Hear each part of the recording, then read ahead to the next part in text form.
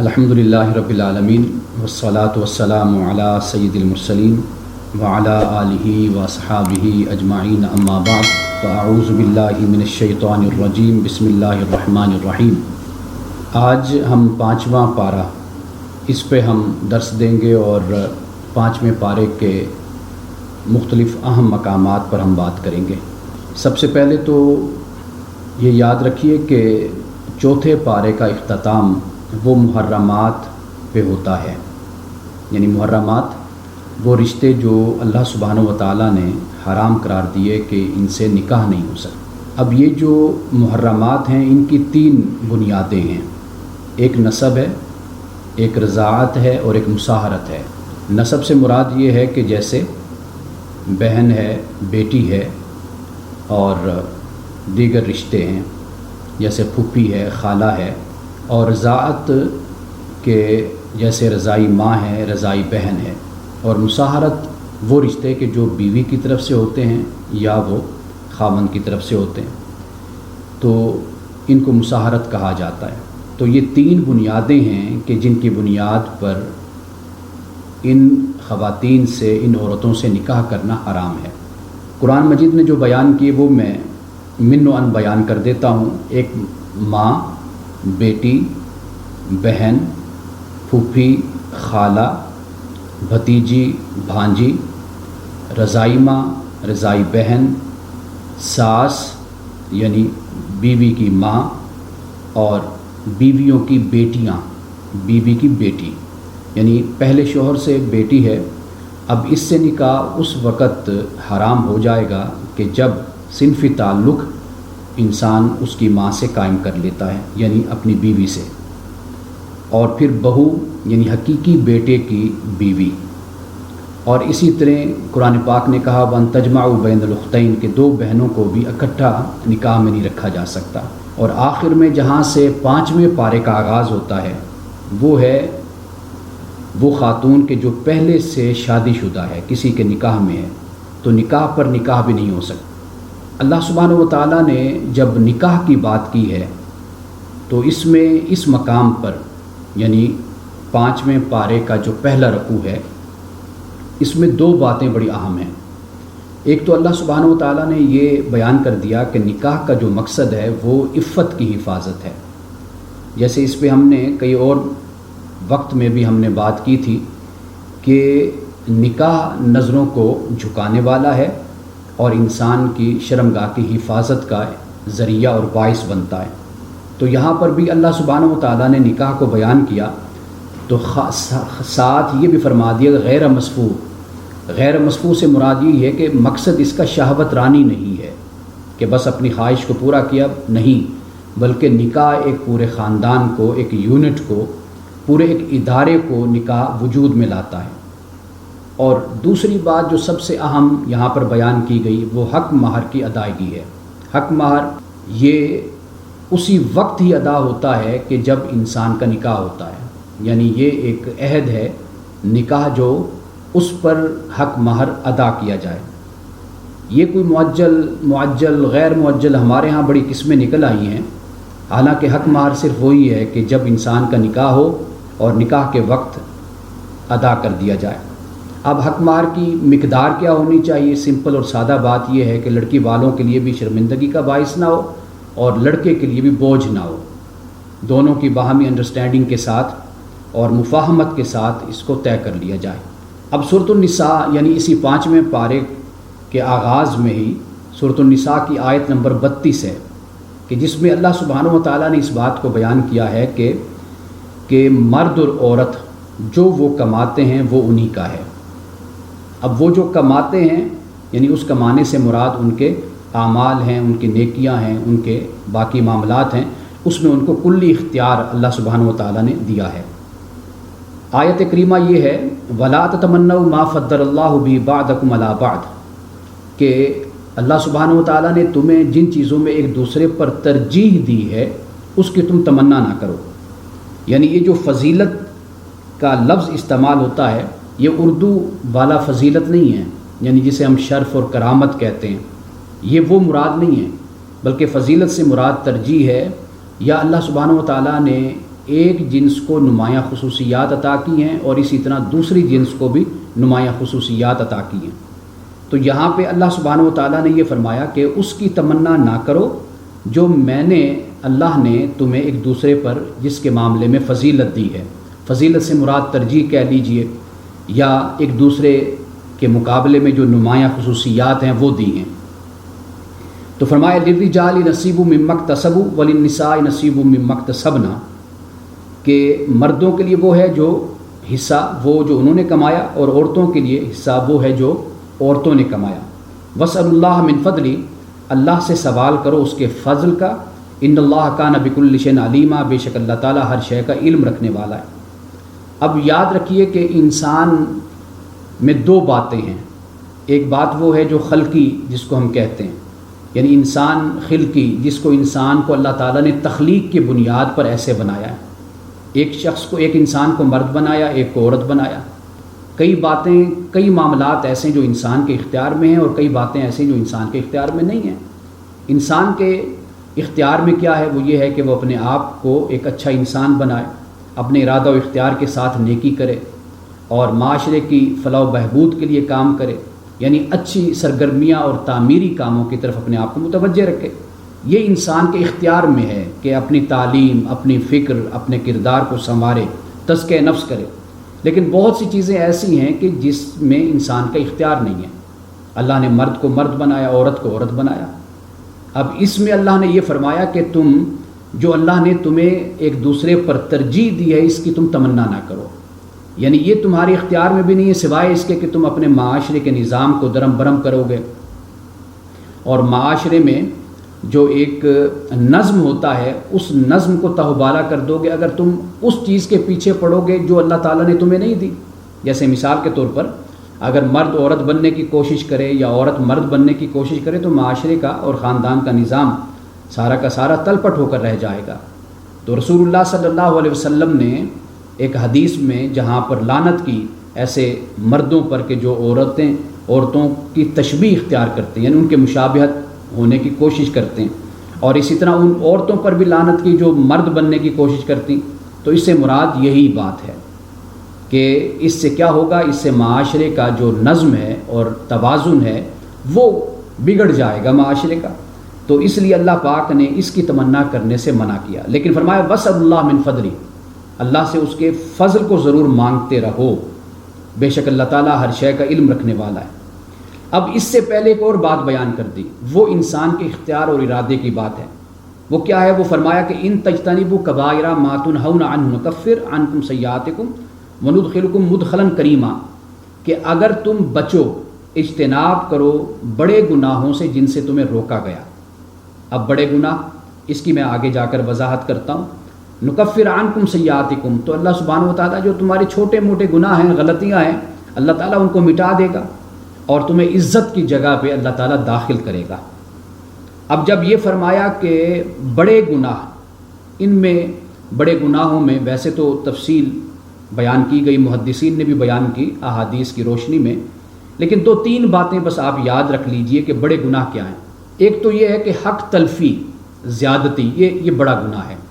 کسی انسان کے ساتھ زیادتی، ظلم کرنا، دھوکہ دہی، فریب، اور مال کے حوالے سے ہو یا اخلاق کے حوالے سے ہو، جیسے جھوٹ ہے، فریب ہے، غیبت ہے، کینہ، بغض، حسد رکھنا اور توہین کرنا اپنے بھائیوں کی، اپنے دوسرے انسانوں کی۔ ایک تو یہ بات ہو گئی حق تلفی، جو دوسرے کا حق ہے وہ اس کو نہ دینا۔ اور بڑے گناہوں میں دوسری بات ذہن میں رکھیے کہ وہ استکبار ہے۔ استکبار یعنی تکبر اختیار کرنا، کبر اختیار کرنا۔ رسول اللہ صلی اللہ علیہ وسلم نے اس کی بڑی خوبصورت تعریف آپ نے کر دی کہ جب صحابہ نے آپ سے کہا کہ یا رسول اللہ صلی اللہ علیہ وسلم، ہم اچھا لباس پہننا چاہتے ہیں، اچھے جوتے پہننا چاہتے ہیں، اچھی سواری رکھنا چاہتے ہیں، اچھا گھر اپنا بنانا چاہتے ہیں، تو رسول اللہ نے فرمایا یہ کبر نہیں ہے۔ کبر دو باتیں ہیں، تکبر دو باتیں، ایک اللہ کے مقابلے میں کھڑا ہو جانا، یعنی اللہ تعالیٰ نے حکم دیا کہ یہ کرنا ہے، اس کے مقابلے میں کھڑا ہو جانا، اور دوسری بات کیا ہے کہ اپنے مسلمان بھائی کو یا دوسرے انسان کو حقیر سمجھنا، اپنے آپ کو بڑا برتر اور بڑا اپنے آپ کو فضیلت والا خیال کرنا، اور اپنے دوسرے بھائی کو، انسان کو، مسلمان کو، اس کو حقیر خیال کرنا، رسول اللہ نے یہ فرمایا کہ یہ تکبر ہے۔ یعنی اگر کوئی اچھی سواری رکھتا ہے، اچھا لباس پہنتا ہے، اچھے جوتے پہنتا ہے، لوگوں کو شوق ہوتا ہے، تو اس میں کوئی حرج نہیں ہے۔ ویسے بھی جو عاجزی اور انکساری انسان کی ہے، یہ انسان کی دل کی حالت اور کیفیت کا نام ہوتا ہے۔ بہت سے لوگ ہیں کہ جو ظاہری طور پر بڑی عاجزی کا مظاہرہ کر رہے ہوتے ہیں، وہ در حقیقت یہ ریئلائز کروا رہے ہوتے ہیں کہ میں ہوں تو بہت بڑا انسان، لیکن یہ دیکھ لو کہ میرے اندر کتنی عاجزی اور انکساری ہے کہ میں اپنے اس بڑے پن کا اظہار نہیں کر رہا۔ تو یہ بھی ایک لحاظ سے تکبر بن جاتا ہے، یہ عاجزی اور انکساری نہیں ہوتی۔ اور پھر یہ ہے کہ فجور کا ارتکاب کرنا، یعنی ایسا عمل کہ جو ایک حالت میں جب ڈھلتا ہے تو وہ بہت بڑا گناہ بن جاتا ہے۔ مثال کے طور پر ویسے تو بدتمیزی، بد کلامی، گالم گلوچ کرنا یہ تو گناہ ہے، لیکن اگر کوئی اپنے والدین کے ساتھ کرتا ہے تو یہ پھر بہت بڑا گناہ بن جاتا ہے۔ اسی طرح زنا گناہ ہے، لیکن ایک شادی شدہ انسان اگر یہ عمل کرتا ہے تو یہ بہت بڑا گناہ بن جاتا ہے۔ تو یہ تیسری بات ہو جاتی ہے کہ وہ کبائر سے اجتناب کرتا ہے۔ یعنی کبائر سے مراد کیا ہوا؟ پہلی بات تو یہ ہو گئی کہ کبائر سے مراد ہے کہ حق تلفی، اس سے بچتا ہے۔ دوسرے نمبر پہ استکبار، کبر اور تکبر سے بچتا ہے۔ اور تیسری بات کیا ہے کہ فجور کے ارتکاب سے اپنے آپ کو بچاتا ہے۔ تو اللہ پاک فرماتا ہے جو یہ کام کرے گا تو ہم اس کے چھوٹے موٹے گناہ جو وہ اس کی زندگی میں ہوں گے وہ ان کو ہم مٹا دیں گے اور ان کو ہم ختم کر دیں گے۔ تو شاید یہ جو شفاعت کا تصور ہے وہ بھی اسی کے لیے ہے، یعنی نکفر عنکم سیئاتکم کے لیے۔ یعنی وہ لوگ کہ جو بڑے گناہ کرتے ہیں، استکبار اور تکبر کرتے ہیں اور حق تلفی اور نقصان پہنچاتے ہیں، دوسروں کا مال کھاتے ہیں، تو ایسے لوگوں کے لیے شفاعت اور معافی نہیں ہوتی۔ اور یہ جو شفاعت ہے یہ ایسے ہی لوگوں کے لیے ہے کہ جو بڑے گناہوں سے بچتے رہے، چھوٹے گناہ ان سے ہو گئے، اور پھر شرمندگی کے احساس کے ساتھ جب اللہ کی بارگاہ میں حاضر ہوں گے تو اللہ تعالیٰ ان کے ان چھوٹے گناہوں کو بھی معاف کر دے گا۔ اب ایک اور بات اسی سورۃ النساء میں 5ویں پارے میں آیت نمبر 124، چونکہ یہ آیت ہے تو آگے جا کر، لیکن اس کا مقام یہاں پر اس حوالے سے یہ بنتا ہے، اس کا تعلق کہ جیسے اللہ پاک نے فرمایا کہ مردوں کے حصہ ہے اس سے جو انہوں نے کمایا اور عورتوں کے لیے اس سے جو انہوں نے کمایا، تو یہاں پر 124ویں آیت میں فرمایا وَمَن يَعْمَلْ مِنَ الصَّالِحَاتِ مِن ذَكَرٍ أَوْ أُنثىٰ، اور جو اچھے کام کرتا ہے، خواہ وہ مرد ہے یا وہ عورت، وَهُوَ مُؤْمِنٌ، اور وہ مومن ہے، فَأُولَٰئِكَ يَدْخُلُونَ الْجَنَّةَ، یہ وہ لوگ ہیں کہ جو جنت میں داخل ہوں گے، وَلَا يُظْلَمُونَ نَقِيرًا، اور ان سے ذرہ برابر بھی ظلم نہیں کیا جائے گا۔ اب یہاں پر ایک سوال فوری طور پر جو سامنے آتا ہے اور جو پوچھا بھی جاتا ہے، اور اس سوال کا تو مجھے بہت زیادہ سامنا ہوتا ہے کہ اللہ پاک فرماتا ہے کہ جو نیکی کے کام کرے گا وہ خواہ مرد یا عورت، لیکن شرط یہ کہ وہ مومن ہو، تو یہ وہ لوگ ہیں کہ جو جنت میں جائیں گے۔ اب یہاں پر مومن کی بات اس لیے کر دی گئی کیونکہ اس صورت میں منافقین کا ذکر ہے، اہل کتاب کے رویے، ان کی سازشیں اور منافقین کا کردار اور اخلاقی پستی جو انہوں نے اسلام کے ساتھ، مسلمانوں کے ساتھ کیا، رسول اللہ صلی اللہ علیہ وسلم کی توہین کی، وہ آگے جا کر ہم پڑھتے ہیں۔ تو ایسے لوگوں کے مقابلے میں اللہ پاک نے یہ فرمایا کہ اگر ان کے مقابلے میں جو ایمان والے ہیں، مرد ہیں یا عورت، اللہ تعالیٰ ان کو جنت میں داخل کرے گا۔ یہ یاد دہانی کہیے یا اسے ایمان والوں کا اجر کہیے، یہ اس لیے فرمایا گیا کہ تاکہ مسلمانوں کو معلوم ہو جائے کہ جو منافقین، کفار، مشرکین اور یہ اہل کتاب جو کردار ادا کر رہے ہیں، یہ لوگ جنت میں نہیں جائیں گے، ایمان والوں کا اجر ضائع نہیں ہوگا۔ اس لیے کہ ایسے معاشرے میں جب آپ کوئی نیکی کا کام کرتے ہیں اور اس نیکی کے کام کے اجر اور نتیجے کے لیے آپ کا ایمان اور یقین پختہ ہونا چاہیے کہ جب مسلمان عرب کے معاشرے میں، مدینے میں کوئی اچھا کام کر رہے ہیں تو ایک طرف مسلمان اچھا کام کرتے ہیں اور دوسری طرف سے ان کے ان اعمال جو وہ اچھا کام کر رہے ہیں اس کے اثرات نظر نہیں آتے، نتائج نظر نہیں آتے، اس لیے کہ اہل کتاب ہیں، یہود و نصارہ ہیں وہ لوگ، اور منافقین ہیں، وہ اس نیکی کے عمل کو ضائع کرنے کی کوشش کرتے ہیں۔ جب اثرات نظر نہیں آتے تو پھر پریشانی بھی ہوتی ہے۔ تو اللہ پاک نے ایمان والوں کو تسلی دی ہے کہ مرد ہو یا عورت، جو بھی اچھے کام کرے گا اور مومن ہوگا تو اللہ تعالیٰ اس کو جنت میں داخل کرے گا۔ اب اس کے بعد جو ایک اور آیت ہے کہ جیسے ایک سوال تو ہمارے ہاں یہ ہوتا ہے نا کہ جو کافر ہے، غیر مسلم ہے، تو کیا اس کو اس کے نیک عمل کا اجر ملتا ہے یا نہیں ملتا، یہ بھی ایک سوال ہمارے ہاں ہوتا ہے۔ اسی طرح ایک دوسرا سوال جو آیت نمبر 34 میں ہے، پہلے اس آیت کا ہم مطالعہ کرتے ہیں۔ فرمایا الرجال قوامون علی النساء، کہ مرد عورتوں پر قوام ہیں۔ قوام سے مراد یہ ہے کہ ان کے نگران ہیں، محافظ ہیں، ان کی معاشی کفالت کے ذمہ دار ہیں۔ بما فضل اللہ بعضهم علی بعض، اس وجہ سے کہ اللہ تعالیٰ نے ایک دوسرے پر ان کو ترجیح دی۔ وبما انفقوا من اموالہم، اور اس وجہ سے بھی یہ فضیلت یہاں پر بیان ہوئی کہ یہ اپنے مال کو خرچ کرتے ہیں، یہ جو معاشی کفالت کرتے ہیں اس لیے کہ یہ اپنے مال کو خرچ کرتے ہیں۔ اب آپ دیکھ لیجئے کہ انسان کی جیب میں اگر 10,000 روپے بھی ہوں تو انسان سے کوئی مانگے تو دینے میں انسان ہچکچاتا ہے کسی کو، لیکن جب انسان اپنے گھر پہنچتا ہے، بچوں کی ضرورت ہے، بیوی کی ضرورت ہے، تو وہی 10,000 نکال کر انسان دے دیتا ہے کہ یہ لیں آپ استعمال کر لیں۔ یعنی وہ اس بات کو سمجھتا ہے کہ یہ میری ذمہ داری ہے، اور وہ پہلی ذمہ داری اس کی بن جاتی ہے کہ جہاں اس کو یہ ذمہ داری ادا کرنی ہے۔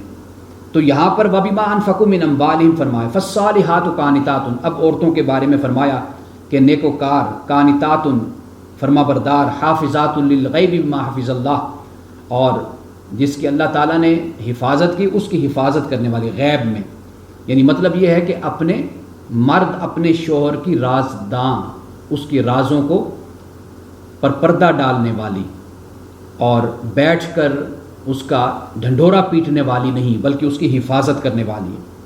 اس لیے قرآن پاک نے میاں بیوی کو ایک دوسرے کا لباس قرار دیا، ہن لباس لکم وانتم لباس لہن، کہ وہ تمہارا لباس اور تم ان کا لباس ہو۔ لباس کا یہ کام ہوتا ہے کہ لباس انسان کے عیبوں کو چھپاتا ہے، لباس انسان کو خوبصورت بناتا ہے، لباس انسان کو موسمی اثرات سے بچاتا ہے۔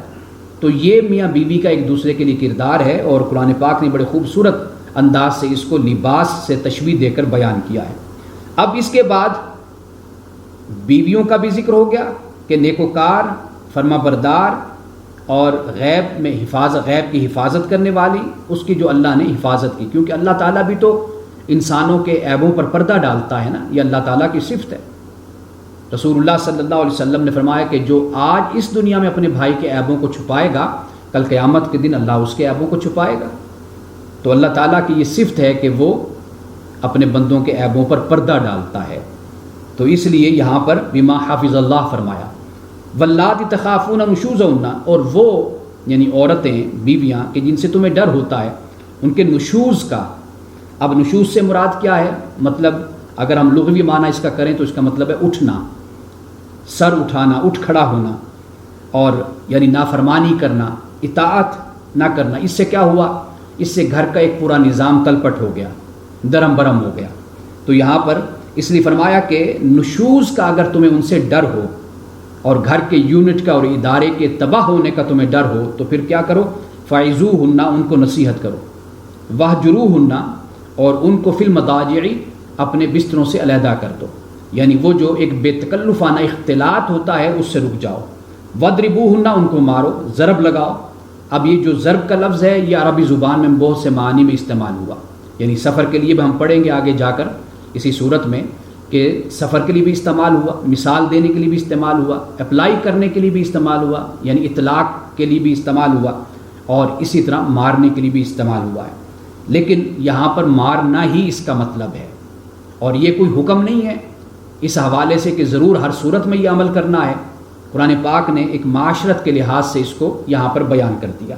اگر کسی معاشرے میں اس کو قبول نہیں کیا جاتا تو یہ لازم اور ضروری نہیں ہے۔ رسول اللہ صلی اللہ علیہ وسلم کی اپنی سنت یہ ہے کہ آپ نے کبھی کسی پر ہاتھ نہیں اٹھایا تھا، بس آپ نے اتنا فرمایا، اگر کسی نے آپ کی حکم میں یا آپ کی آواز پر لبیک نہیں کہا یا آنے میں دیر کر دی، تو آپ نے فقط اتنی بات فرمائی کہ اگر مجھے خدا کی ناراضی، خدا کے ناراض ہونے کا خوف نہ ہوتا تو میں تمہیں سزا دیتا، یعنی پیٹتا۔ رسول اللہ صلی اللہ علیہ وسلم نے بس اتنی بات فرما دی، یعنی اس میں تعلیم یہ آ گئی کہ اگر خدا خوفی ہو انسان میں تو انسان کسی پر ہاتھ نہیں اٹھاتا۔ اب اس کے بعد یہ آیت نمبر 34 ہے، یہ ہمیں بتا دیا کہ آخری حد تک گھر کے ادارے کو بچانے کی کوشش کرو۔ اگر ایسی صورت نہیں پیدا ہوتی، اگر صورت بن جاتی ہے تو یہ فرمایا فَإِنْ أَطَعْنَكُمْ، اگر وہ تمہاری بات کو مان لیں تو فَلَا تَبْغُوا عَلَيْهِنَّ سَبِيلًا، پھر ان پر کوئی راستہ تلاش نہ کرو، یعنی پھر ان کو کوئی اذیت دینے کا، تکلیف دینے کا پھر کوئی ایسا رویہ اختیار مت کرو۔ ان اللہ کان علیٰ کبیرہ، بے شک اللہ تعالیٰ علی کبیر ہے۔ اب اس کے بعد دیکھیے قرآن پاک نے بیان کیا، یا تو مسئلہ حل ہو گیا یا پھر مسئلہ حل ہوتا نظر نہیں آ رہا۔ اب قرآن نے کیا کہا آیت نمبر 35 میں، فرمایا وَإِنْ خِفْتُمْ شِقَاقَ بَيْنِهِمَا فَبَعَثُوا حَكَمًا مِّنْ أَهْلِهِ وَحَكَمًا مِّنْ أَهْلِهَا، اور اگر تمہیں ڈر ہو تعلقات کے بگڑنے کا، تعلقات کے خراب ہونے کا آپس میں، تو پھر ایسے کرو کہ ایک خامند کی طرف سے حکم مقرر ہو جائے اور ایک حکم بیوی کی طرف سے مقرر ہو جائے، ثالثی دونوں طرف سے۔ ان یریدا اصلاحا یوفق اللہ بینہما، اور وہ حکم یہ چاہیں کہ اصلاح ہو۔ کئی دفعہ رشتہ داروں میں یعنی دونوں طرف سے اگر آپ حکم مقرر کرتے ہیں ثالثی، تو ان کی کوشش ہوتی ہے مزید صورتحال کو خراب کیا جائے اور طلاق تک نوبت آئے۔ تو ایسے جو حکم ہیں ان سے بچنے کی کوشش کرنی چاہیے۔ اچھے لوگوں کو حکم مقرر کیا جائے، چاہے وہ اپنے خاندان سے ہو جائیں یا باہر سے ہو جائیں، کہ جن کی کوشش یہ ہو کہ ان کی آپس میں اصلاح ہو جائے، صلح ہو جائے۔ یوفق اللہ بینہما، اللہ تعالیٰ بھی ان کے درمیان موافقت کو پیدا کرے گا۔ ان اللہ کان علیما خبیرا، بے شک اللہ تعالیٰ جاننے والا، خبردار ہے۔ اب یہاں پر آپ دیکھ لیجئے کہ ہمارے ہاں جو طلاق کا تصور ہے کہ بس ایسے ہی بیٹھے بیٹھے منہ سے طلاق طلاق طلاق کے الفاظ نکال دیے اور یہ سمجھ لیا کہ اب معاملہ ختم ہو گیا۔ نکاح جب ہوتا ہے تو پوری بارات لے کر جاتے ہیں، پورے معاشرے کو انوالو کرتے ہیں، خاندان کو لے کر جاتے ہیں، بڑوں کو لے کر جاتے ہیں، بہن بھائی جاتے ہیں، والدین جاتے ہیں، سارے لوگ ادھر سے بھی اکٹھے ہوتے ہیں، ادھر سے بھی اکٹھے ہوتے ہیں۔ لیکن جب طلاق دینے کی بات آتی ہے تو 1 منٹ نہیں لگتا طلاق ہو جاتی ہے، یا عورت خلا جا کر لے آتی ہے، 1 منٹ نہیں لگتا۔ کبھی برادری کو نہیں ڈالا جاتا، کبھی سمجھدار لوگوں کو بیچ میں شامل نہیں کیا جاتا، اور کبھی سسرال ہو یا میکا دونوں طرف سے سمجھدار لوگوں کو نہیں بٹھایا جاتا، بس بیٹھے بیٹھے طلاق کا فیصلہ کر دیا جاتا ہے۔ تو یہاں پر اللہ سبحانہ و تعالیٰ نے اس بات کو بیان کیا۔ اب اگر قرآن مجید کو پڑھا جائے، وہ ہماری معاشرت ہو، ہمارے خاندان کے مسائل ہوں، وہ ہمارے مذہب اور دین سے متعلق ہوں، وہ ہماری سیاست سے متعلق ہوں، وہ ہماری اجتماعی زندگی سے متعلق ہوں، قرآن مجید کا اگر مطالعہ کیا جائے، قرآن کو پڑھا جائے، تو جو کچھ ہمارے معاشرے میں ہو رہا ہے یہ تو بالکل قرآن کے برعکس ہے۔ قرآن جس طرح کا انسان پیدا کرتا ہے اور بناتا ہے، میں ہمیشہ کہتا ہوں کہ قرآن سنجیدہ انسانوں کی کتاب ہے، غیر سنجیدہ لوگوں کی کتاب قرآن مجید نہیں ہے۔ تو قرآن کو پڑھنے سے، قرآن سے تعلق قائم کرنے سے، بشرطے کہ اپنے فرقوں کی اینک اتار دی جائے، اپنی جو ایفیلیشن وابستگی ہے اس کی اینک اتار دی جائے۔ اس لیے کہ پھر تو ایک سائنسدان قرآن پڑھے گا تو وہ سائنس ڈھونڈتا پھرے گا، ایک فقیہ قرآن پڑھے گا وہ فقہ تلاش کرتا پھرے گا، ایک قانون پڑھنے والا وہ قانون تلاش کرتا پھرے گا، جبکہ قرآن مجید کو بحیثیت انسان کے، بحیثیت مسلمان کے بس قرآن کو پڑھا جائے۔ قرآن ہمارے رویوں کو، ہمارے کردار کو، اخلاق کو تبدیل کر دیتا ہے، ہماری سوچ کو بدل دیتا ہے۔ اب آپ دیکھ لیجئے اسی مقام کو، آپ دیکھ لیجئے کہ اللہ پاک نے کہا کہ اگر ڈر ہے تعلقات کے بگڑنے کا تو پھر دونوں طرف سے حکم مقرر کرو، پھر وہ فیصلہ کرے، اور ان کا ارادہ بھی صلح کا ارادہ ہو، اور جب ان کا صلح کا ارادہ ہوگا تو اللہ سبحانہ و تعالیٰ دونوں میں موافقت کو پیدا کر دے گا۔ اب اس کے بعد آیت نمبر 43 ہے۔ اب یہ جو معاملات ہیں معاشرے کے اور سماج کے، اس کے بعد اللہ سبحانہ و تعالیٰ پھر انسان کو متوجہ کرتا ہے عبادت کی طرف۔ فرمایا لا یا ایھا الذین آمنوا لا تقربوا الصلاۃ، اے ایمان والو نماز کے قریب نہ جاؤ۔ بعد نے کہا کہ نماز کے قریب جانے سے مراد یہ کہ نماز کی جو جگہ ہے اس کے قریب نہ جاؤ، جیسے مسجد ہے۔ وانتم سکارا، جب تم نشے کی حالت میں ہو، حتی تعلموا ما تقولون، یہاں تک کہ جب تم جان لو جو تم کہتے ہو، یعنی جب تم نشے کی حالت میں ہو اور تم اس وقت جو بھی بولتے ہو تمہیں سمجھ نہیں آتی تم کیا بول رہے ہو، تو لہٰذا اس وقت تک تم نماز کے قریب یا مسجد کے قریب نہ جاؤ جب تک تمہیں یہ معلوم نہ ہو جائے کہ تم کیا کہہ رہے ہو۔ ولا جنبن، اور جس حالت میں تم جنبی ہو، یعنی جنبی سے مراد ناپاک ہو، تو پھر بھی تم نماز کے اور مسجد کے قریب نہ جاؤ۔ الا عابری سبیل، مگر ویسے گزرتے ہوئے، یعنی کبھی کوئی مجبوری ہے گزرنا ہے اس راستے سے تو پھر وہاں سے گزر کر تم جا سکتے ہو، حتیٰ تغتسلوا، یہاں تک کہ تم غسل نہ کر لو، یعنی جب جنبی ہو تو غسل کرو گے تو تب ہی تم مسجد میں جا سکتے ہو اور تم نماز پڑھ سکتے ہو جب تم پاک ہو جاؤ گے۔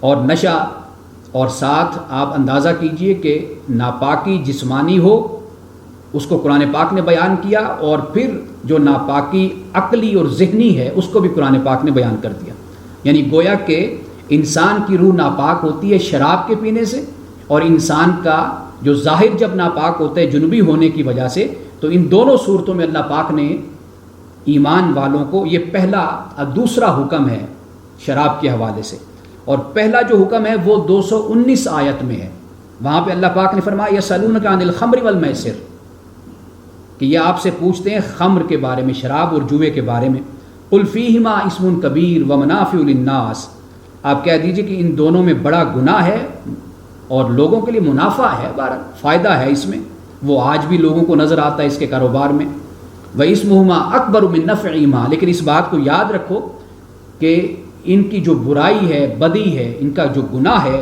یہ ان کے نفع سے زیادہ ہے۔ یہ پہلی آیت ہے جو شراب کے بارے میں، خمر کے بارے میں بیان ہوئی، اور یہ دوسری آیت ہے سورۃ النساء کی جو میں نے پڑھی اس ٹائم، آیت نمبر 43۔ اب اس سے آگے کیا فرمایا؟ وَإِن كُنتُمْ مَرْضَىٰ أَوْ عَلَىٰ سَفَرٍ، اور اگر تم مریض ہو یا سفر میں ہو، أَوْ جَاءَ أَحَدٌ مِّنكُم مِّنَ الْغَائِطِ، یا تم غائط سے آئے ہو، یعنی کہ تم واش روم سے ہو کر آئے ہو، أَوْ لَامَسْتُمُ النِّسَاء، یا تم نے عورتوں کو چھوا ہے، فَلَمْ تَجِدُوا مَاءً، اور پھر تم پانی کو نہیں پاتے، تو فَتَيَمَّمُوا صَعِيدًا طَيِّبًا، تو پھر پاک مٹی سے تم تیمم کر لو، فَامْسَحُوا بِوُجُوهِكُمْ وَأَيْدِيكُمْ، اور یہ تیمم کرنا کیسے ہے؟ فرمایا کہ تم ہاتھ اپنے پھیر لو اپنے چہروں پر اور اپنے بازوؤں پر، کوہنیوں تک۔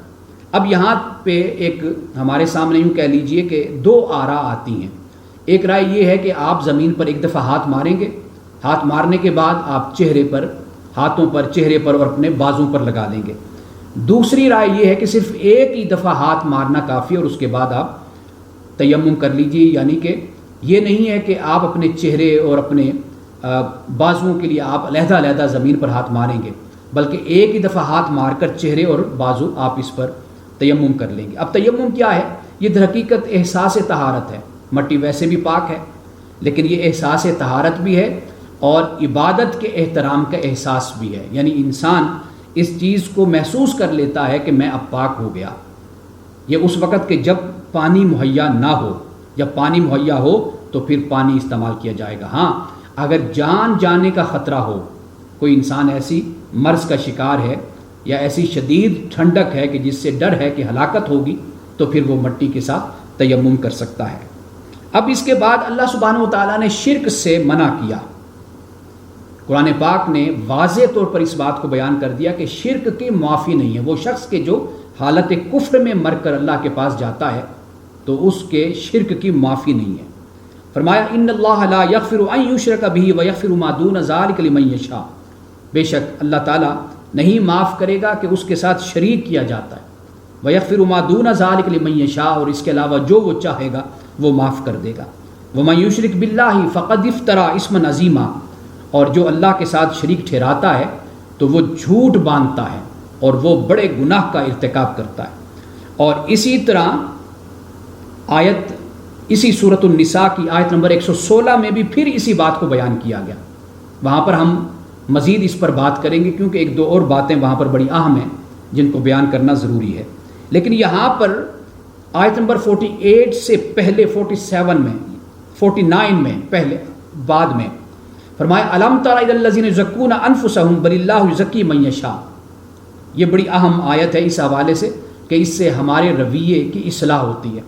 فرمایا کیا تو نے دیکھا نہیں دیکھا ان لوگوں کو کہ جو اپنے آپ کو پاکیزہ دکھاتے ہیں، پاکیزہ ہونے کا اظہار کرتے ہیں، بل اللہ یزکی من یشاء، بلکہ اللہ تعالیٰ پاک کرتا ہے جسے چاہتا ہے، ولا یظلمون فتیلا، ان کے ساتھ ذرہ برابر بھی ان کے ساتھ ظلم نہیں ہوگا۔ اب یہاں پر یعنی اپنے آپ کو پاکیزہ ظاہر کرنا، یہ دین کی روح نہیں ہے. یعنی ظاہری طور پر انسان اپنے آپ کو بڑا پاک صاف مزکہ مصفہ بنا کر پیش کر رہا ہو، اپنے لباس کے ذریعے سے، اپنی شخصیت کے ذریعے سے، اور اپنے چہرے کو اس طرح لوگوں کے سامنے پیش کرے کہ جیسے بڑا ہی تزکیہ نفس کیا ہوا یہ انسان ہے، بڑا زاہد اور عابد انسان ہے. اس سے منع کیا. بلکہ ایک مقام پر تو اللہ پاک نے فرمایا ایمان والوں سے کہ فلا تزکوا انفسکم هو اعلم بمن اتقى، کہ ایمان والو اپنے آپ کو پاکیزہ مت ظاہر کرو. وَأَعْلَمُ بِمَنِ اتَّقَى، اللہ زیادہ جانتا ہے کہ کون متقی پرہیزگار ہے. یعنی اگر اللہ کے لیے تزکیہ نفس ہو رہا ہے تو پھر تو وہ تو جانتا ہے، اگر لوگوں کو دکھانا ہے تو پھر ٹھیک ہے، ظاہری طور پر اپنے آپ کو بڑا ہی مزکہ اور زاہد اور عابد بنا کر، بڑا پاکیزہ اور باکردار انسان بنا کر اپنے آپ کو پیش کرو. یہ اہل کتاب خاص طور پر قوم یہود کے کریکٹر کو بیان کیا گیا ہے. یعنی اس سے معلوم یہ ہوتا ہے کہ جب حقیقی دین معاشرے سے اور انسان کے باطن سے نکل جاتا ہے تو پھر وہ صرف اور صرف ایک خول سا رہ جاتا ہے، جسے ہم پھوگ کہتے ہیں.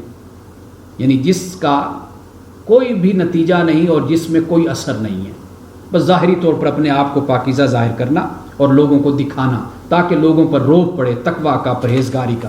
یہ رویہ تھا قوم یہود کا جسے قرآن پاک نے بیان کیا، اور اللہ پاک نے مسلمانوں کو اس سے منع کیا کہ اپنے آپ کو مت زیادہ تزکیہ کرنے والا اور اپنے آپ کو زیادہ پاکیزہ مت ظاہر کیا کرو. پاک کرنا چاہیے اپنے آپ کو، لیکن اپنے آپ کو پاک کہنا نہیں چاہیے. اب اس کے بعد آیت نمبر 59 میں حکم اس بات کا دیا گیا کہ اگر تم میں اختلاف ہو تو پھر اللہ اور اس کے رسول کی طرف لوٹا کرو. یعنی اپنے معاشرتی، سیاسی، دیگر معاملات کو جب بھی پیدا ہوں تو اللہ اور اس کے رسول کی طرف آؤ. اب وہ جو منافقین کا رویہ تھا، یہاں سورۃ النساء میں بہت سے مقامات پر اس کو ڈسکس کیا گیا. اللہ کی اطاعت، اللہ کی طرف لوٹنا، اس کا بڑا اظہار کرتے تھے لیکن رسول کی طرف نہیں آنا. تو یہاں پر فرمایا یا ایھا الذین آمنوا اطیعوا اللہ واطیعوا الرسول، اے ایمان والو اللہ اور رسول کی اطاعت کرو. اللہ کی اطاعت کرو، رسول کی اطاعت کرو. واولی الامر منکم، اور تم میں سے جو صاحب امر ہیں. اب اولی الامر سے مراد کیا ہے اس کی میں آگے جا کر وضاحت کرتا ہوں.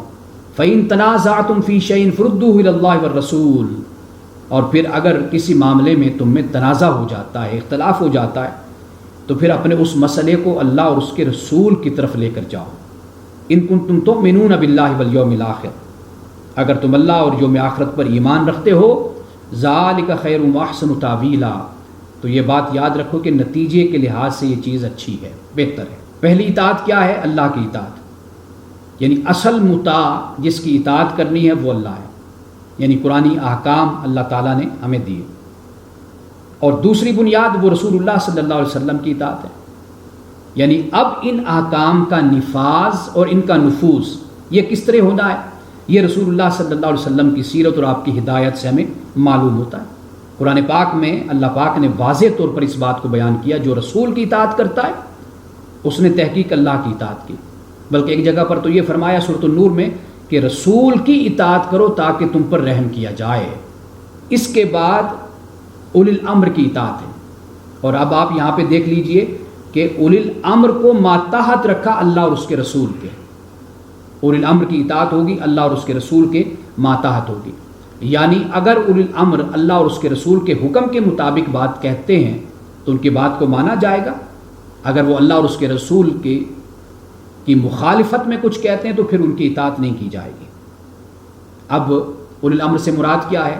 اجتماعی معاملات میں جو ہمارے اہلکار، جو سربراہ ہوتے ہیں، جو بڑے ہوتے ہیں، جو رہنما ہوتے ہیں، وہ ان کو اولی الامر کہا جاتا ہے. اب اس میں سیاسی رہنما بھی آتے ہیں، ان میں علماء بھی آتے ہیں، ان میں ججز بھی آتے ہیں، ان میں انتظام کرنے والے بھی آتے ہیں. یہ سب کے سب آتے ہیں اور یہ سب کے سب اللہ اور اس کے رسول کی اطاعت کے ماتحت آتے ہیں. یعنی ان کی غیر مشروط اطاعت نہیں ہے.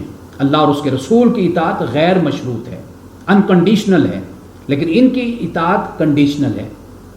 حضرت امام مالک رضی اللہ تعالیٰ عنہ کا یہ قول کہ آپ نے رسول اللہ کے مزار پر انوار کی طرف، آپ کے مزار کی طرف، قبر انور کی طرف اشارہ کر کے کیا فرمایا تھا فرمایا کہ بس یہ وہ شخصیت ہے کہ جس سے اختلاف نہیں ہو سکتا، باقی ان کے علاوہ سب سے اختلاف کیا جا سکتا ہے، یہ وہ اولی الامر ہیں۔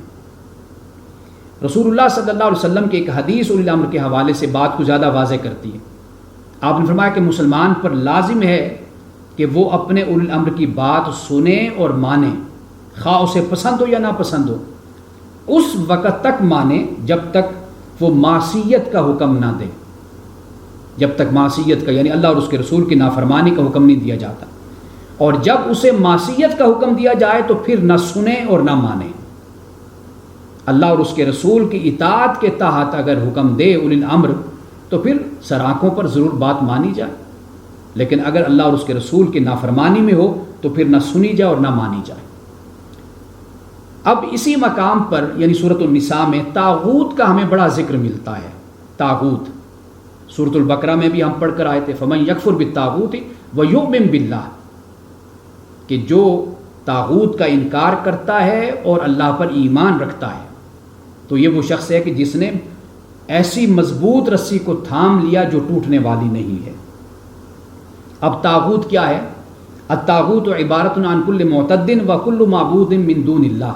طاغوت وہ ہے کہ جو بندگی کی حدود سے نکل جائے، یعنی خود کو اللہ کا بندہ نہ مانے اور خدا کی اطاعت اور فرمانبرداری نہ کرے، یا وہ طاغوت ہے کہ جو اللہ کے سوا معبود ہو، جیسے بت ہیں کہ دیوتا ہیں، دیویاں ہیں کہ جن کو معبود خیال کر لیا جاتا ہے، یہ طاغوت ہیں۔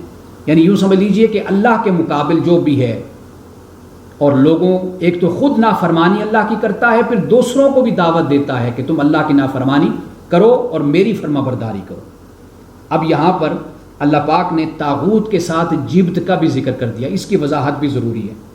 فرمایا آیت نمبر 51 ہے، اور اسی طرح پھر آیت نمبر 60 میں بھی طاغوت کا ذکر ہوا۔ الم تر الی الذین اوتوا نصیبا من الکتاب یؤمنون بالجبت والطاغوت، کیا نہیں تو نے دیکھا ان لوگوں کو جنہیں کتاب میں سے حصہ دیا گیا، یعنی اہل کتاب، یؤمنون بالجبت والطاغوت، کہ یہ جبت اور طاغوت پر ایمان لاتے ہیں۔ وَيَقُولُونَ لِلَّذِينَ كَفَرُوا هَؤُلَاءِ أَهْدَىٰ مِنَ الَّذِينَ آمَنُوا سَبِيلًا، اور جو کفر والے ہیں ان کے بارے میں کہتے ہیں یہ تو ایمان والوں سے زیادہ سیدھی راہ پر ہے، یعنی جو کفار ہیں، مشرکین ہیں، ان کے بارے میں کہتے ہیں یہ مسلمانوں سے زیادہ سیدھے راستے پر ہیں۔ اب یہاں پر اللہ نے فرمایا کہ قوم یہود دو چیزوں پر ایمان لاتی، جبت اور طاغوت۔ اب جبت سے مراد کیا ہے؟ یعنی وہ باتیں جو بے اصل ہیں، بے حقیقت ہیں، بے فائدہ ہیں، جن کا تعلق وہم سے ہے، خیال سے ہے، جن کی کوئی حقیقت نہیں، کوئی وجود نہیں جن کا، یہ ان پر ایمان لاتے ہیں۔ جیسے فال نکال لیا، قیافہ شناسی ہو گئی، جیسے جادو ہو گیا، ان چیزوں کے پیچھے بس پڑے رہتے ہیں۔ یہ در حقیقت ایک قوم کی اجتماعی اخلاقی گراوٹ کی علامت ہوتا ہے اگر ایک قوم ان کاموں میں اور ان سرگرمیوں میں ملوث ہوتی ہے۔ اور طاغوت کا ذکر کر دیا، یعنی طاغوت جو اللہ کے نافرمان بندگی سے باہر نکل آئے، اور جو یہ بت ہیں اور خدا کی نافرمانی کی دعوت دینے والے ہیں، یہ ان کی اطاعت کرتے ہیں اور ان پر ایمان لاتے ہیں۔ اور اسی طرح 60 میں فرمایا الم تر الی الذین یزعمون انہم آمنوا بما انزل الیک وما انزل من قبلک، کیا تو نے دیکھا نہیں ان لوگوں کو کہ جو اس بات کا دعویٰ کرتے ہیں کہ یہ ایمان لائیں اس پر جو آپ پر نازل ہوا، جو آپ سے پہلے نازل ہوا، لیکن ایمان لانے کے بعد صورتحال یہ ہے یریدون یتحاکموا الی الطاغوت، کہ یہ اپنے فیصلے طاغوت سے کروانا چاہتے ہیں۔ وقد امروا ان یکفروا بہ، اور یہ طاغوت انہیں حکم دیتے ہیں اس بات کے کہ اس کا انکار کر دو، جو خدا نے وحی کی کتاب بھیجی اس کو نہیں ماننا۔ وَيُرِيدُ الشَّيْطَانُ، اور شیطان یہ چاہتا ہے کہ أَن يُضِلَّهُمْ ضَلَالًا بَعِيدًا، کہ تمہیں دور کی گمراہی میں پھینک دے۔ اب یہاں پر طاغوت کا ذکر بھی ہو گیا اور جبت کا بھی ذکر ہو گیا۔ طاغوت کی فرما برداری کا نتیجہ کیا ہے؟ وہ جبت پر ایمان ہے۔ جبت کیا ہے؟ بے اصل باتیں، بے حقیقت باتیں، ایسے ہی لوگ الجھے ہوئے ان باتوں میں، اپنی طرف سے ہی توہمات اختیار کر رکھیں، خود ہی اپنی طرف سے سوچا ہوا ہے کہ یہ کروں گا تو میرا کام نہیں ہوگا، یہ کروں گا تو اس سے ہو جائے گا، یہ کروں گا تو اس سے مجھے فائدہ ہوگا، یہ نہیں کروں گا تو نقصان ہوگا، خود ہی اپنی طرف سے، جیسے بلی راستہ کاٹ جائے تو پھر کام نہیں ہوتا، یہ ساری وہم کی باتیں ہیں۔ قرآن پاک علم حقیقی کی بات کرتا ہے، وہ علم جو حقیقت رکھتا ہے۔ تو یہاں پر اللہ پاک نے اہل کتاب کے اس عمل کو بیان کر کے در حقیقت ہمیں اس بات کی تعلیم دی ہے کہ ہم جبت اور طاغوت کی اطاعت نہ کریں، ہم بے اصل، بے حقیقت، بے فائدہ باتوں کے پیچھے مت پڑیں۔ آج آپ دیکھ لیجئے کہ ہمارے معاشرے میں یہی کچھ ہوتا ہے جب سے یہ سوشل میڈیا آیا ہے اور جب سے یہ ذرائع آئے کہ ایک انسان کا دوسرے انسان سے ربط اور تعلق بہت آسان ہو گیا۔ اب آپ دیکھ لیجئے کہ اکثریت جو آپ کو میسیجز بھیجتی ہے ان میسیجز کی حقیقت کیا ہوتی ہے؟ یا تو وہ علم کی کمی کا باعث وہ میسیج ہوتے ہیں، یعنی ان میں علم کی کمی نظر آتی ہے، یا آپ یہ دیکھتے ہیں کہ اس میں آپ علم کی کمی بھی ہوتی ہے، اس میں تواہم بھی ہوتا ہے۔ آپ یہ بھی دیکھتے ہیں کہ یہ رویہ بھی ہوتا ہے کہ بغیر پڑھے سمجھے اس میسیج کو آگے کر دینا، چاہے وہ کسی کی عزت کے خلاف ہو، چاہے کسی کو بدنام کرنے کے لیے ہو، لیکن ذرہ بھر بھی ہمارے جوں تک نہیں رہی کہ ہم سوچتے بھی نہیں ہیں کہ یہ کتنا بڑا جرم ہم کرتے ہیں، کتنا بڑا گناہ کرتے ہیں۔ ایک ایسا میسیج جو بنایا گیا، گھڑا گیا، من گھڑت قسم کا میسیج، اسے سیکنڈ اور منٹ کے اندر ہم ہزاروں لاکھوں لوگوں تک پہنچا دیتے ہیں اور اس شخص کی زندگی کو اجیرن کر کے رکھ دیتے ہیں۔ تو یہ جو ایک اجتماعی کریکٹر اور کردار ایک قوم کا ہے وہ بالکل ایسے ہی ہے کہ جیسے قرآن پاک نے کہا کہ یہ جبت پر ایمان رکھتے ہیں، بے اصل، بے حقیقت اور بے فائدہ باتوں میں الجھے رہتے ہیں۔ ہماری ساری قوم اسی طرح آج دیکھ لیجئے بے اصل، بے حقیقت اور بے فائدہ کاموں میں الجھی ہوئی۔ رمضان میں کسی دور میں یہ حیا اور خیال کیا جاتا تھا کہ رمضان کا مہینہ، اب تو رمضان کے مہینے کی بھی پرواہ نہیں کی جاتی، اور جو کام کیا جاتا ہے وہ اس طرح ڈھٹائی اور ضد کے ساتھ کیا جاتا ہے کہ جیسے میں بہت بڑا کوئی جہاد کر رہا ہوں۔ رمضان میں بھی ہم ان باتوں سے باز نہیں آتے، حالانکہ شیطان جکڑ دیا جاتا ہے، لیکن وہ تو شیطان جکڑا جاتا ہے نا۔ آیت نمبر 64 میں اللہ سبحانہ و تعالیٰ نے منافقین کے متعلق یعنی ایک دروازہ ان کے لیے امید کا اور معافی کا اور توبہ کا کھولا۔ فرمایا وما ارسلنا من رسول الا لیطاع باذن اللہ، کہ ہم نے کسی رسول کو نہیں بھیجا مگر یہ کہ اللہ کے حکم سے اس کی اطاعت کی جائے۔ یعنی رسول اس لیے بھیجا جاتا ہے کہ اس کی اطاعت، اس کی فرمانبرداری کی جائے۔ وہ جو محبت ہے اور جو تعلق ہے وہ تو انڈرسٹوڈ بات ہے، اس کے بغیر تو آپ کسی کی اطاعت نہیں کر سکتے نا۔ رسول اللہ صلی اللہ علیہ وسلم کی اطاعت اور فرمانبرداری محبت کے بغیر نہیں ہوگی۔ کسی سے آپ کا تعلق عقیدت اور کسی کے ساتھ آپ کی ایک محبت ہوتی ہے تو آپ سیرت کو اختیار کرتے ہیں۔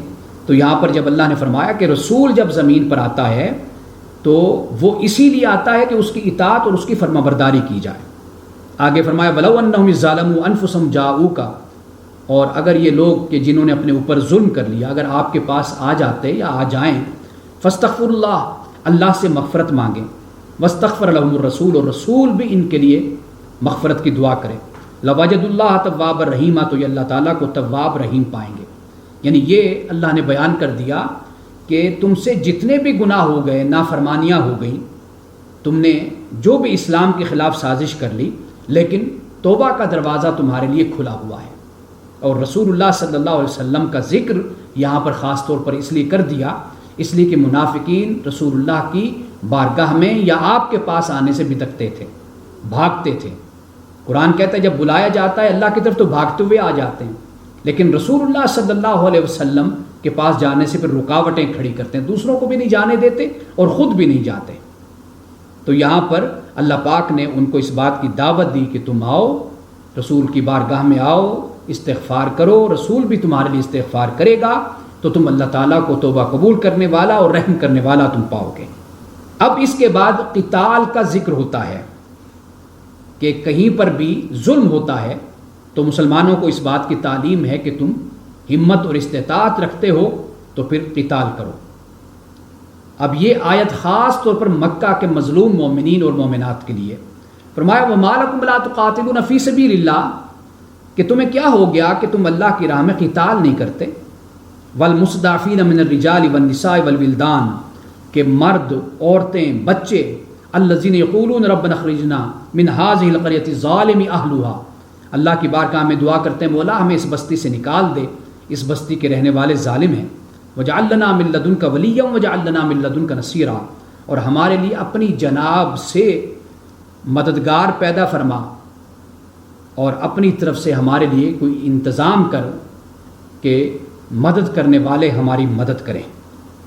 اب یہاں پہ یہ فرمایا، اب 76 میں پھر طاغوت کا ذکر کیا، الذین آمنوا یقاتلون فی سبیل اللہ، جو لوگ ایمان لائے اللہ کی راہ میں قتال کرتے ہیں، والذین کفروا یقاتلون فی سبیل الطاغوت، اور جو کفر کرنے والے ہیں وہ طاغوت کی راہ میں قتال کرتے ہیں، فقاتلوا اولیاء الشیطان، مومنوں سے فرمایا کہ شیطان کے دوستوں سے قتال کرو، ان کید الشیطان کان ضعیفا، شیطان کا جو دھوکہ ہے یہ ضعیف ہے، جو اس کا پلان پروگرام یہ ضعیف ہے۔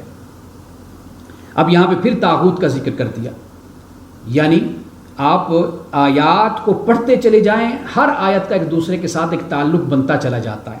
یہ منافقین کا رویہ تھا، لیکن جب ابھی جہاد یا قتال فرض نہیں ہوا تھا، لازم نہیں ہوا تھا، تو رسول اللہ کی بارگاہ میں بار بار آ کر کہتے تھے کہ جی یہ کب آپ ہمیں حکم دیں گے قتال کا، ہم تو تیار ہو کے بیٹھے، اسلحہ لے کر بیٹھے ہوئے، ہم تو تیار ہو کر بالکل بس جیسے آپ کا حکم ہو ہم نکل پڑیں گے۔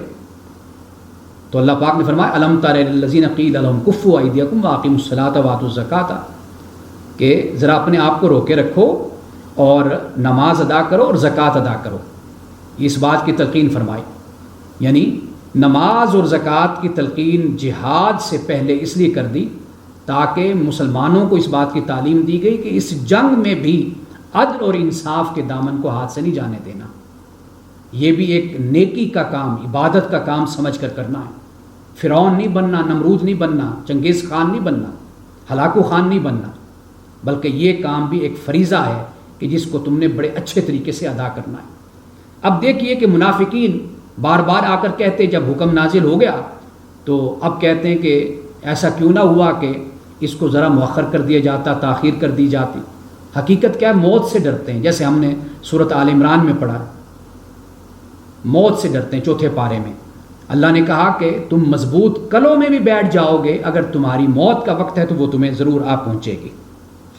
اچھا، اب اسی مقام پر ہی آیت نمبر 82 میں اللہ پاک نے قرآن کے بارے میں یہ فرما دیا، یعنی یہ بھی ایک چیلنج ہو گیا، افلا یتدبرون القرآن، فرمایا کیا یہ قرآن میں غور و فکر نہیں کرتے؟ وَلَوْ كَانَ مِنْ عِنْدِ غَيْرِ اللَّهِ لَوَجَدُوا فِيهِ اخْتِلَافًا كَثِيرًا، اور اگر قرآن غیر اللہ کی طرف سے ہوتا، یعنی یہ کلام اگر اللہ کی طرف سے نہ ہوتا تو یہ لوگ اس میں کثیر اختلاف پاتے، کنٹراڈکشن ہوتا، یعنی تضاد ہوتا۔ قرآن پاک میں کہیں بھی تضاد نہیں ہے، کنٹراڈکشن نہیں ہے، کوئی اختلاف نہیں ہے، یعنی بلکہ ایک بات دوسری بات کو سیکنڈ کرتی ہے، اس کو سپورٹ کرتی ہے۔ ایک آیت اگر اجمال پر ہے تو دوسری آیت مفصل ہو جاتی ہے، یعنی آپس میں کوئی ٹکراؤ اور تصادم قرآن کی آیات کا نہیں ہے۔ فرمایا کہ اگر قرآن غیر اللہ کی طرف سے ہوتا تو پھر یہ اس میں کثیر اختلاف پاتے۔ اب منافقین ہیں، اہل کتاب ہیں، غیر مسلم ہیں، کفار و مشرکین ہیں، جو بھی ہیں، ان کی عقل پر دستک دی جا رہی ہے کہ ذرا قرآن کو دیکھو، پڑھو، سمجھو، تمہیں اندازہ ہوگا کہ اس میں کوئی اختلاف نہیں۔ جب اختلاف نہیں ہے تو گویا کہ یہ اللہ کی طرف سے نازل کردہ کتاب ہے۔ اب یہ جو الفاظ ہیں نا کہ افلا یتدبرون القرآن، کیا یہ لوگ قرآن میں تدبر نہیں کرتے؟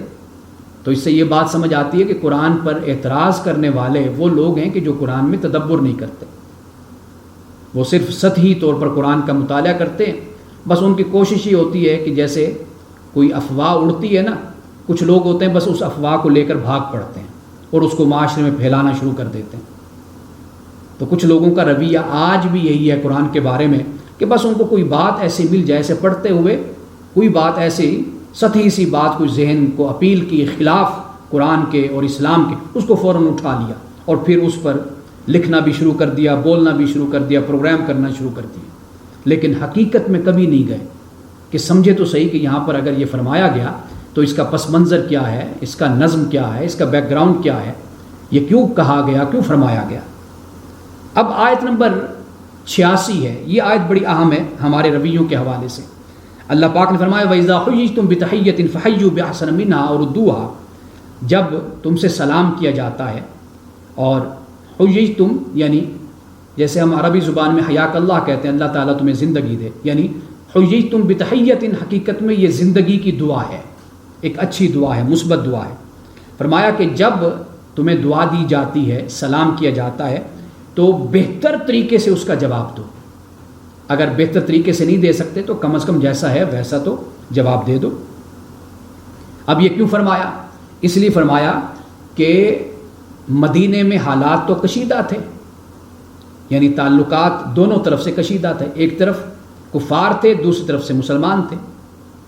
اب اللہ پاک نے دیکھیے کہ کس طرح مسلمانوں کی تربیت فرمائی اس مقام پر، یعنی حالات کشیدہ ہونے کی صورت میں ڈر اس بات کا ہوتا ہے کہ کسی فریق کی طرف سے زیادتی نہ ہو، کوئی فریق ایسا رویہ نہ اختیار کرے کہ جس میں بدتمیزی، بدخلقی، بد کلامی ہوتی ہے۔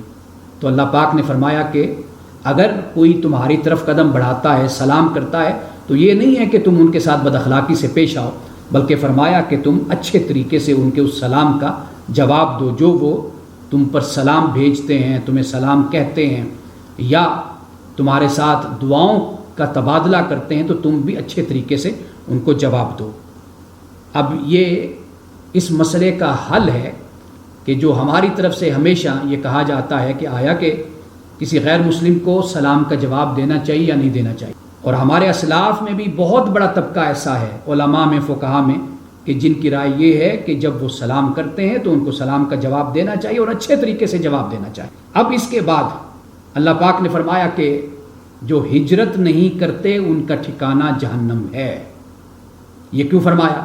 پہلے ایسے طبقے کا ذکر کیا، مردوں کا، عورتوں کا، بچوں کا، کہ جو مظلومیت یعنی ایسی زمین پر رہ رہے ہیں جہاں پر رہنے والے ظالم ہیں، اب وہ بیچارے مجبور ہیں۔ اب کچھ لوگ ایسے بھی ہوتے ہیں کہ ایسی زمین پر بس آنکھیں بند کر کے زمین کے ساتھ لگ کر گزارا کرتے رہتے ہیں، مٹی کے ساتھ مٹی ہو جاتے ہیں، ہمت ہی نہیں کرتے، کوشش ہی نہیں کرتے۔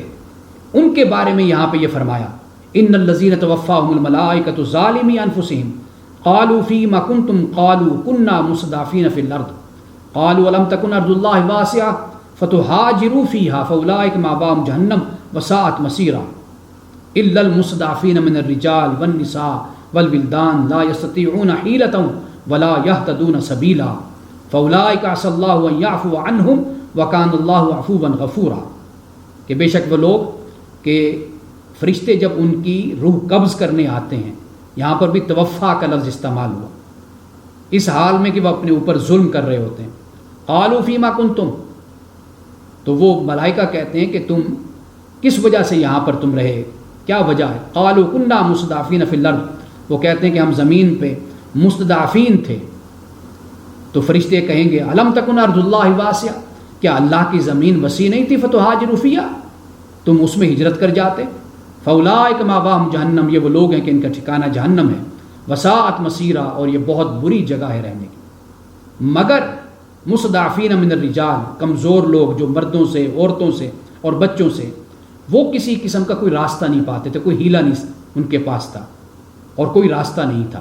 فاولئک عسى اللہ ان یعفو عنہم، تو امکان ہے کہ اللہ تعالیٰ ان سے درگزر کرے گا، اور اللہ تعالیٰ درگزر کرنے والا اور بخشنے والا، معاف کرنے والا ہے۔ یعنی دو طرح کے لوگ ہمارے سامنے آ گئے نا، یعنی مکہ کی سرزمین پر ایک وہ لوگ تھے کہ جو نکل نہیں سکتے، ایک وہ لوگ تھے کہ جو نکل سکتے تھے لیکن انہوں نے نکلنے کی کوشش ہی نہیں کی اور چاہا نہیں کہ وہ نکلیں، کہ مدینہ کی طرف ہجرت کر کے رسول اللہ صلی اللہ علیہ وسلم کے پاس اس ماحول میں جا کر رہیں۔ تو یہ ان کے لیے خاص طور پر اللہ پاک نے یہ بیان کر دیا، یعنی مطلب یہ ہے کہ انسان کو آخری حد تک اس بات کی کوشش کرنی چاہیے کہ وہ ظلم کی جگہ سے نکلے اور ایسی جگہ پر جائے کہ جہاں پر ظلم نہ ہو۔ اب اس کے بعد قصر نماز کا ذکر ہوتا ہے، اور یہ آیت نمبر 101، فرمایا وَإِذَا ضَرَبْتُمْ فِي الْأَرْضِ، اور جب تم زمین میں سفر کرو۔ دیکھیے اب ضرب کا لفظ آیا یہاں پر، کہ جیسے میں نے وہاں پر بھی بیان کیا وَضْرِبُوهُنَّ، کہ ان کو ضرب لگاؤ، تو یہاں پر ضرب کا مطلب ایک یہ سامنے آ گیا کہ سفر کرو، کہ جب تم زمین میں سفر کرتے ہو فَلَيْسَ عَلَيْكُمْ جُنَاحٌ، تو پھر تم پر کوئی حرج نہیں ہے، أَن تَقْصُرُوا مِنَ الصَّلَاةِ، کہ تم نماز قصر کر لیا کرو۔ ان خفتم، اگر تمہیں ڈر ہو، یعنی حالت خوف میں ہو، أَن يَفْتِنَكُمُ الَّذِينَ كَفَرُوا، اور تمہیں یہ ڈر ہو کہ کفر کرنے والے تمہیں فتنہ میں ڈالیں گے، آزمائش میں ڈالیں گے، تو پھر بھی اللہ پاک نے فرمایا کہ تم قصر، یعنی جسے صلاۃ الخوف کہا جاتا ہے، اس وقت بھی تم قصر کر سکتے ہو۔ ان الکافرین کانوا لکم عدوا مبینا، بے شک کافر تمہارے کھلے دشمن ہیں۔ اب یہاں پر آپ یہ دیکھ لیجئے کہ نماز قصر کے بارے میں یہ فرمایا کہ تم پر کوئی حرج نہیں ہے۔ اب اس پہ علماء کا، فقہاء کا شدید اختلاف ہے، خاص طور پر 4 فقہاء، امام شافعی، امام احمد بن حنبل، امام مالک، امام ابو حنیفہ، ان کا شدید اختلاف ہے۔ یعنی مسافر کی نماز، یعنی سفر کتنا ہونا چاہیے؟ کوئی 48 میل کہتا ہے، کوئی 54 میل کہتا ہے، بلکہ بعد کے نزدیک یہ بھی آتا ہے، ایک صحابی کے نزدیک وہ 15 میل پر بھی نماز ادا کر لیتے تھے۔ اور اس طرح صحابہ میں کہہ لیجئے، تابعین میں اس میں شدید اختلاف پایا جاتا ہے۔ بلکہ بعد کے نزدیک تو یہ بھی ہے کہ قصر کوئی لازم اور واجب نہیں ہے کہ آپ قصر کریں۔ حضرت امام اعظم ابو حنیفہ رحمۃ اللہ تعالیٰ علیہ کے نزدیک واجب ہے کہ ضرور کرو، لیکن کئی ائمہ کے نزدیک یہ واجب اور فرض نہیں ہے کہ ہر صورت میں آپ نے قصر کرنی ہے۔ اس لیے آپ کا جس بات پر اطمینان ہوتا ہے آپ اس کو اختیار کر لیجئے۔ اللہ پاک نے جب یہ فرمایا فَلَيْسَ عَلَيْكُمْ جُنَاحٌ، کہ تم پر کوئی حرج نہیں ہے، ان الفاظ سے ہی بات واضح ہو جاتی ہے کہ آپ اپنے حالات، اپنے ذوق اور اپنے علم اور اپنی تحقیق جو آپ سمجھتے ہیں آپ اس کو اختیار کر لیجئے۔ اگر آپ کبھی کہیں گے تو ائمہ اور فقہاء کے اختلاف کو بھی کسی وقت میں ضمناً تفصیل کے ساتھ بیان کر دوں گا کہ ان میں کیا اختلاف ہے۔ اب مثال کے طور پر ایک مسئلہ یہاں پر میں بیان کر دوں کہ ایک مسافت کی حد ہے، یعنی مثال کے طور پر آپ کسی جگہ پر گئے، آپ آج کل کر کے کئی سال وہاں پر رہ گئے، آپ نے کہا جی کہ میں بس آج چلا جاؤں گا، میں کل چلا جاؤں گا، آج کل کرتے ہوئے مہینے نہیں کئی سال گزر گئے۔ صحابہ کے بارے میں آتا ہے کہ 2 سال تک بھی وہ قصر نماز پڑھتے رہے، انہوں نے نماز قصر کی، ایسا بھی بیان ہے صحابہ کے عمل سے۔ تو اس لیے یہ جو مسئلہ ہوتا ہے یہ اجتہادی مسئلہ ہے، تو اس مسئلے پر آپ علماء اور فقہاء کو دیکھ لیں۔ ہمارے ہاں چونکہ قصر کے بارے میں یہی بیان کیا جاتا ہے اور یہی تأثر موجود ہے کہ جب آپ مسافر ہوں تو ہر صورت میں آپ قصر نماز ادا کریں۔ اس کی وجہ یہ ہے کہ ہمارے ہاں حنفی سکول آف تھاٹ کے ماننے والوں کی کثرت ہے، میجورٹی ہے، تو اس وجہ سے ہمارے ہاں یہ تأثر اور یہ خیال زیادہ ہے۔ ورنہ کہیں پر اگر امام شافعی کے ماننے والے ہیں یا امام مالک کے ہیں یا امام احمد بن حنبل کے ہیں یا کسی اور امام کے، جیسے امام اوزاعی ہیں، امام ابو سفیان ہیں، امام سفیان ثوری ہیں، اس کے علاوہ اور امام حسن بصری ہیں، ایسے بہت سے امام ہیں، اگر ان کے آپ مسائل کو دیکھیں گے، اگر کوئی ان کا پیروکار ہے یا ان سے متفق ہے تو وہ پھر اس کے مطابق ہی قصر کرے گا یا نہیں کرے گا۔ ہمارے ہاں وجوب کا فتویٰ اس لیے ہے کہ یہاں پر امام ابو حنیفہ کے پیروکاروں کی یا مقلدین کی اکثریت ہے، اس وجہ سے ہمارے ہاں وجوب پر لوگ عمل کرتے ہیں، یعنی اگر وہ سفر میں ہوں تو پھر وہ قصر نماز ادا کرتے ہیں۔ اب اس کے بعد 119 یہ جو میں نے آپ کو شرک کے بارے میں بتایا تھا وہ آیت یہاں پر پہلے بیان ہوئی ہے، ان اللہ لا یغفر ان یشرک بہ ویغفر ما دون ذلک لمن یشاء۔ یہ جو آیت ہم نے پہلے تلاوت کی تھی کہ ویغفر ما دون ذلک لمن یشاء ومن یشرک باللہ فقد ضل ضلالا بعیدا، آیت نمبر 48 میں تو فرمایا فقد افترا اسما عظیما، اللہ پہ جھوٹ باندھا اور بڑا گناہ کیا، اور یہاں پر یہ فرمایا کہ جو شرک کرتا ہے وہ دور کی گمراہی میں چلا گیا۔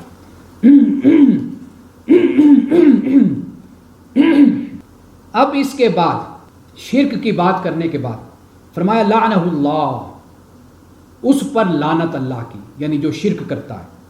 وقال لا تتخذن من عبادک نصیبا مفروضا، شیطان نے یہ کہا کہ اے اللہ میں تیرے بندوں میں سے ایک خاص حصہ میں لے لوں گا، وہ میرا حصہ ہوگا۔ وَلَأُضِلَّنَّهُمْ، میں ان کو گمراہ کروں گا، وَلَأُمَنِّيَنَّهُمْ، میں ان کو جھوٹی امیدیں دوں گا، وَلَآمُرَنَّهُمْ فَلَيُبَتِّكُنَّ آذَانَ الْأَنْعَامِ، اور میں ان کو حکم دوں گا کہ وہ جانوروں کے کانوں کو چھید دیں۔ ان میں سوراخ کر دیں.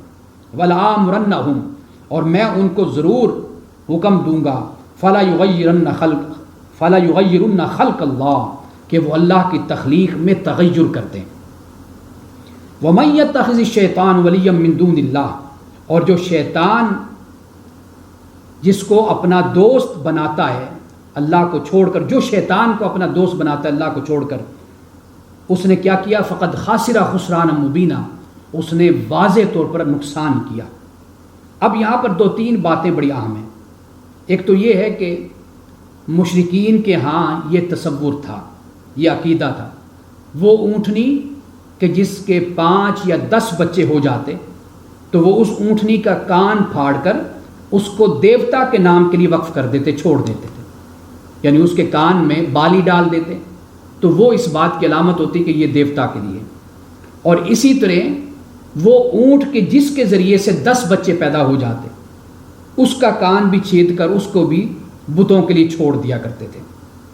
اب یہاں پر اللہ پاک نے اس بات کو بیان کیا.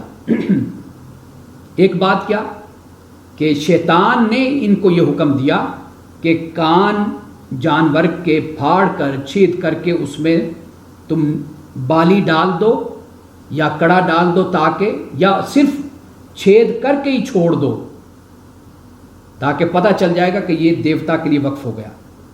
اور پھر شیطان یہ کہتے ہیں میں ان کو حکم دوں گا اللہ کی تخلیق میں تغیر کرنا. ہمارے ہاں اگر کوئی اس طرح کا عمل کرے، جیسے مثال کے طور پر یہ آپ نے بات سنی ہوگی کہ جی کسی نے کوئی روپ دھارا یا اپنے آپ کو تبدیل کیا تو کہا کہ دیکھیں جی یہ اللہ کی تخلیق میں تغیر کر رہا ہے.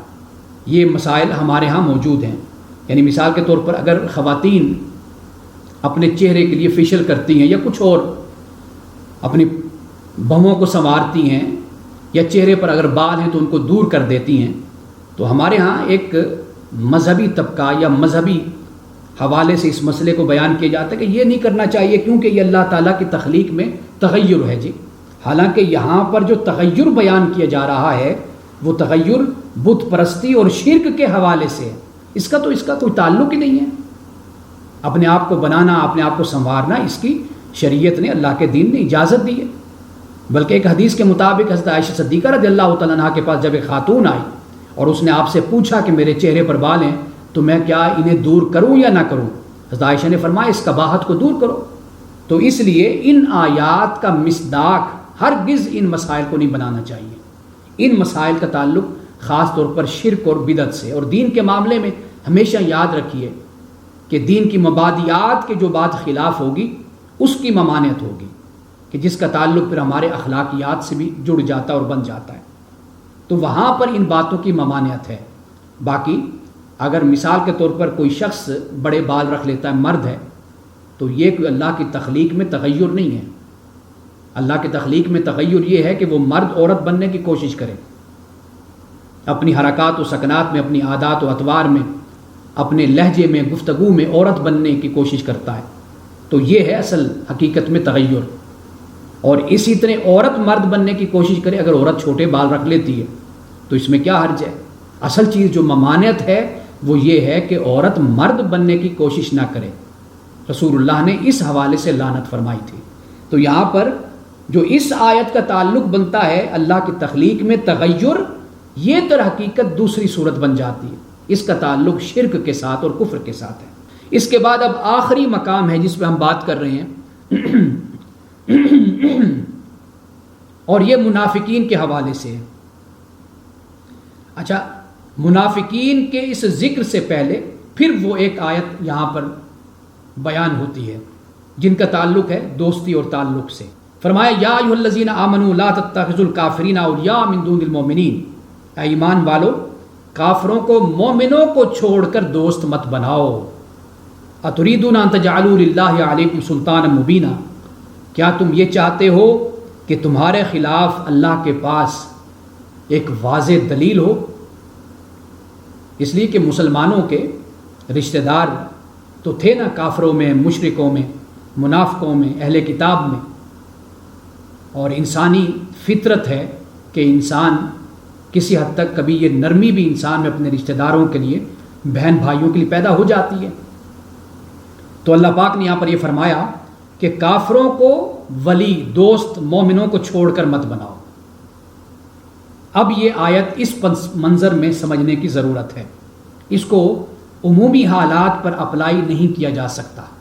اب اس کے بعد فرمایا ان المنافقین یخادعون اللہ وهو خادعهم، بے شک منافق اللہ کو دھوکہ دیتے ہیں اور اللہ سبحانہ و تعالیٰ ان کے دھوکے کو ان پر پلٹا دینے والا ہے۔ وَإِذَا قَامُوا إِلَى الصَّلَاةِ قَامُوا كُسَالَىٰ، منافق کی ایک علامت تو یہ ہے کہ نماز کی طرف جب بلایا جاتا ہے، جب کھڑا ہوتا ہے تو اس معاملے میں سستی کرتا ہے۔ یراؤن الناس، اگر نماز پڑھتا بھی ہے اٹھتا بھی ہے تو لوگوں کو دکھانے کے لیے، ایک ایسے معاشرے میں رہتا ہے یا ایسی جماعت میں رہتا ہے یا ایسے ماحول میں رہتا ہے کہ اگر وہ نماز نہیں پڑھتا تو لوگ کہیں گے یہ کیسا انسان ہے جی نماز نہیں پڑھتا، بس لوگوں کو دکھانے کے لیے نماز پڑھ لیتا ہے۔ ولا یذکرون اللہ الا قلیلا، اللہ کو یاد کرتے ہیں لیکن کم یاد کرتے ہیں۔ مذبذبین بین ذالک، یہ تذبذب کا شکار ہیں۔ لا الہ ہؤلاء ولا الہ ہؤلاء، نہ ادھر کے نہ ادھر کے، نہ پکے کافر بنتے نہ پکے مسلم بنتے ہیں۔ وَمَن يُضْلِلِ اللَّهُ فَلَن تَجِدَ لَهُ سَبِيلًا، اور جسے اللہ گمراہ کرتا ہے تو اس کے لیے آپ راستہ نہیں پائیں گے۔ اب اللہ گمراہ کرتا ہے، اب آپ خود دیکھ لیجئے کہ جب یہ کریکٹر اور کردار ہو تو پھر اللہ سبحانہ و تعالیٰ نتیجتاً گمراہی ان کو دے دیتا ہے۔ آیات کو جب جوڑا جاتا ہے نا پھر بات بالکل واضح ہو جاتی ہے۔ جیسے میں نے شروع میں کہا کہ ایک بات کو پکڑا جاتا ہے پھر اس کو اعتراض بنا کر پیش کر دیا جاتا ہے، سطحی طور پر بات کو اٹھا لیا جاتا ہے۔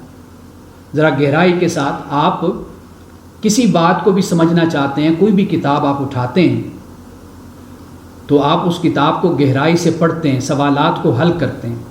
آپ کے کوئی امتحان کی کتاب ہوتی ہے، سیلیبس کی کتاب ہوتی ہیں، آپ کو شروع میں سمجھ نہیں آتی، آپ اس کو بار بار پڑھتے ہیں، اس کو مارک کرتے ہیں، اس پر کویسچن مارک لگاتے ہیں کہ یہ بات مجھے سمجھ نہیں، اس کا مطلب کیا ہے۔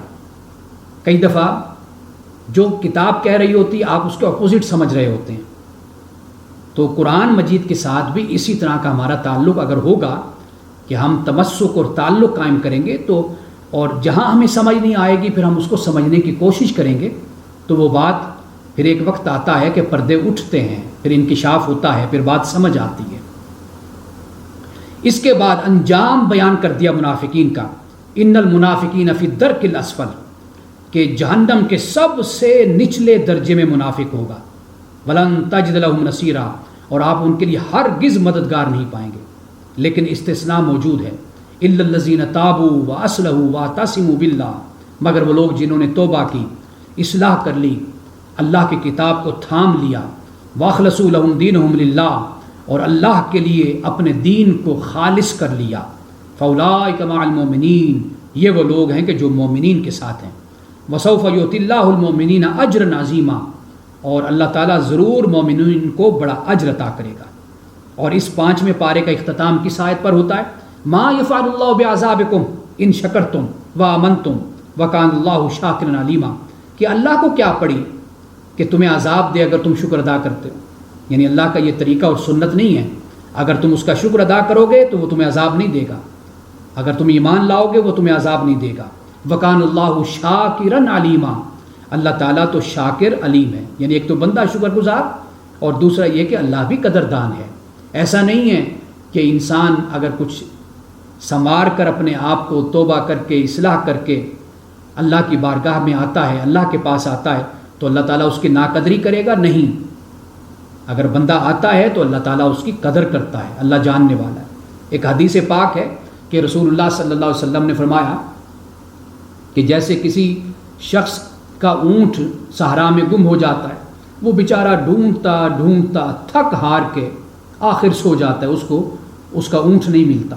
جب وہ سوتا ہے اور سو کر جب اٹھتا ہے، آنکھ ایسے کھولتا ہے تو سامنے اس کو اپنی سواری نظر آتی ہے، اونٹ نظر آتا ہے۔ رسول اللہ نے فرمایا کہ اللہ کو اس اونٹ کے مالک سے بھی زیادہ خوشی ہوتی ہے کہ جب بندہ اللہ کی بارگاہ میں توبہ کر کے آتا ہے، جب واپس پلٹ آتا ہے اللہ کے پاس، تو اللہ سبحانہ و تعالیٰ کو اس اونٹ کے مالک سے بھی زیادہ خوشی ہوتی ہے۔